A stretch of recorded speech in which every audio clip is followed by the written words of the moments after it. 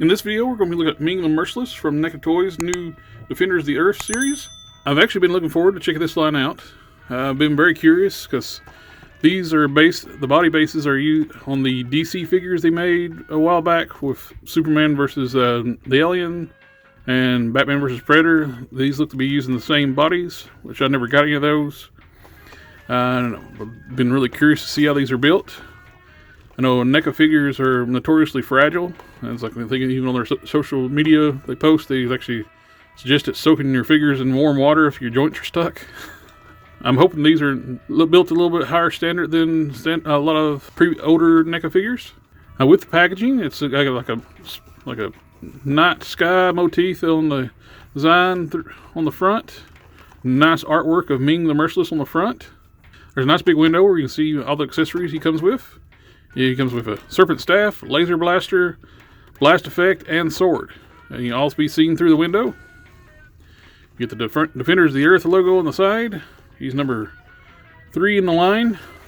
Defenders of the Earth logo on top. Warning hazard, choking hazards. Ages 14 and up. Another logo on the back. You can see the other figures in the line. The ones that's been released so far is Flash Gordan, Phantom, and Ming the Merciless. They just revealed some product imaging of the Lothar. Haven't seen Mandrake the Magician in figure form yet. We've just seen the prototypes here like it was a Toy Fair last year around this time. You get a picture of Ming the Merciless. You get the name, ruler of the evil planet Mongo. Bio here if you pause it and read there. So you got your development, which is nice. You got your product development, Randy Falk, sculptors, fabricators, paint, prototypes, and character illustrators.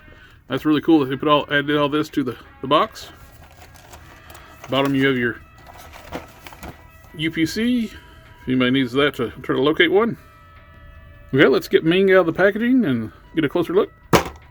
Here we have Ming in the plastic tray. As you can see, he actually comes with a few more accessories you couldn't see before. He has an extra hand, it's a pointing finger, and a blast effect for the laser pistol. And it actually is a cloth cape, and it is a wired cape, which is nice. Now let's free Ming from the plastic tray. Here we have Ming freed from the plastic tray.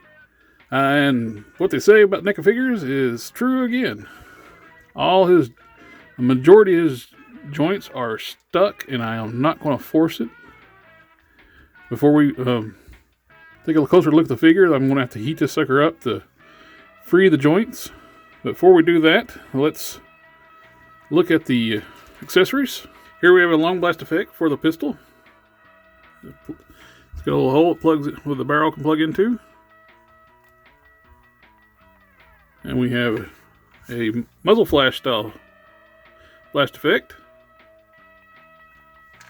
We have a pointing finger for his left hand. There's nice detail of the ring on the finger.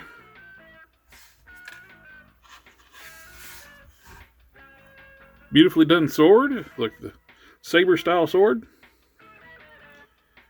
Got the nice guard piece, painted gold, with the black and red, with the red accents, the silver gunmetal blade, and a red gemstone at the end of the sword. And here we have his staff with a dragon looking head on the top of the staff, much like a Skeletor's Havoc staff. Before we can really take a good look at the figure, I'm going to have to heat it up to free the joints. Right now the boot swivels are stuck, the hips are barely able to move. You can go forward and back, but it's super tight. This bicep swivel is free. Double joint arms free. Wrist swivel is free. Hinged is fine. The ab crunch is stuck. The bicep is stuck over here. The arm double joint. One joint is stuck. So it's working like a single joint right now. Swivel, hinge. The neck moves fine. So I'm going to have to do a lot of heating, and I can't use hot water because of the fabric cape, which does have some bendy wire in it.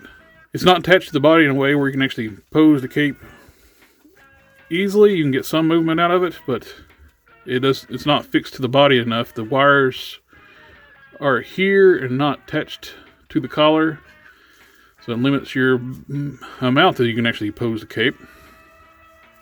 I do like the colors, the shiny purple and the shiny red.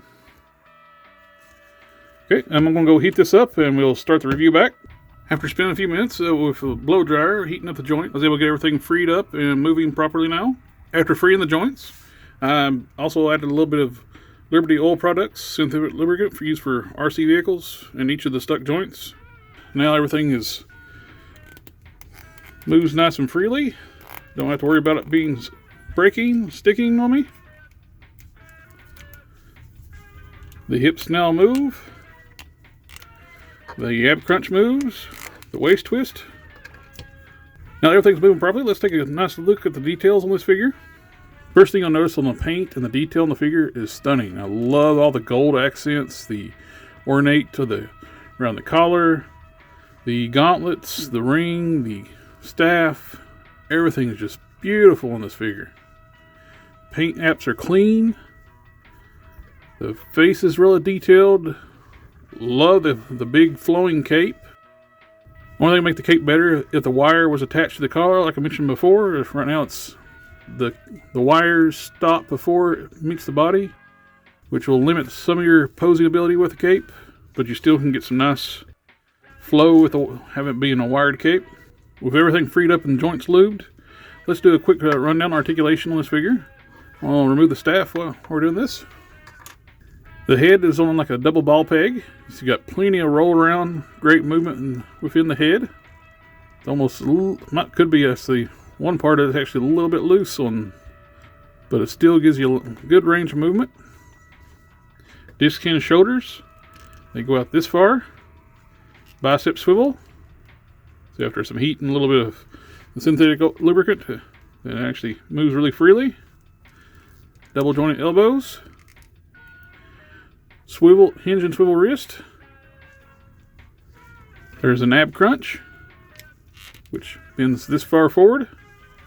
There's a waist twist. There's universal joint style hips. And the hips can kick out this far. Back this much. Kick out this far. There is thigh swivel. Double joint knees. Boot swivel. Hinged ankles. Ankle pivots and toe hinges. There is a lot of articulation on this figure. Well, of course, once it's freed up, it moves really well. With the hand, it's actually easy to change out. Simple peg system. The hands easily exchange. You can just pop them in and pop them out. You know, style pose hands, which comes pre-installed on the figure. He's got, would have liked to have an extra hand for this side because it's always a grip hand. But let's see what he looks like with holding the ray gun. Nice tight grip on the gun. Would have liked to have this hand to be in a vertical hinge instead of a horizontal hinge. Limits how you can pose. Since he both has a staff, sword, and gun, all for the grip hand, it should have been a vertically hinged hand. He grips the gun well, even with the horizontal hinge hand. It still looks good. See how well it looks with the blast effect on it.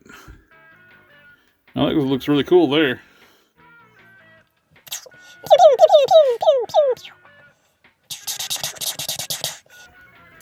We have the muzzle flash style blast effect that you looked at earlier, which also looks good. Let's swap out for the sword. The sword is actually I don't know if it's just where I had the gun in. It's going to be a looser fit now. It flops around a bit. This is where you're going to really see the limitations of not having a vertical hinge with having a sword. Let's go ahead and switch back to the staff. These figures are actually a 1/10 scale or 7-inch scale figures, so they won't really scale too well with Marvel Legends unless you just want the characters to be bigger, larger than life. So I kind of wouldn't actually mind having Ming be bigger, but I bought these for display of a certain line, which I'll show in a moment. But first up, let's do some size comparison with some other figures. Here's Ming next to a Gamerverse Spider-Man and a Bucky cap, with a G.I. Joe classified Snake Eyes and a Mafex Robocop. Here he is next to DCUC Superman and a Marvel Legends Luke Cage. Here he is next to 80th Anniversary Iron Man and Captain America. And here he is next to Master Universe Classic Skeletor and He-Man. And these are the two figures I was wanting to really see what these look like next to most. So I'm planning on displaying my Defenders of the Earth figures with my Motu Classics. This is the only other 7-inch line I actually collected. All in all, it's a great looking figure. I did have the issue with a lot of people are having with the tight, stuck joints, but with a little bit of heat and a little bit of synthetic lubricant to loosen up the joints. It is a shame that you have to actually have a little bit of fixes on these NECA figures once you get them, but it's not the worst case. I've had some NECA figures, just especially the original Alien figures, they would just snap at the hips. This one seems to be pretty well solid. It just is almost a little bit too solid before, of course, but now everything moves freely. Nice free moving joints. The design of the figure is just gorgeous looking figure. This was actually the first figure I've got in this line, and with the Defenders of the Earth. I was actually wanting to use this one to see if I want to get the rest of the figures, how the quality is. So like I mentioned before, the only two other out right now is Flash Gordon and the Phantom. Lothar and Mandrake the Magician are coming out later. That will finish up the team. I don't know what their plans with anything else with the Defenders of Earth. These are based on the cartoon series of back in the day. I never watched that series. I never even heard of the cartoon series until I called it late night one night and watching forget what channel it was. I think it was maybe Ion or something like that was doing late night cartoons or something like that. And I caught the Defenders of Earth cartoon. And that was in the last 7 years or so when I first saw that. I mainly know the characters from their old comics and, of course, the Flash Gordon movies and serial strips. The Ming was a must-get for me. With such a great design for villain, I had to add him to my collection. In my collection, Ming was going to be teaming up with Skeletor and his evil minions to take down the forces of good. Kind of hurts with recommending the figure or not, since you actually have to do some fixes when you get the figure to actually pose the figure. But I'm used to working on figures, so that was no big deal for me. But I do recommend the figure. Just be cautious. If your joints are stuck, do not force them. That's the worst thing you can do. You're just going to break your figure. Always heat your joints if they're stuck and try to move them, break them free. And I'd like to thank everyone for taking the time to watch the review. And please like, share, comment, subscribe, and I'll catch you next time.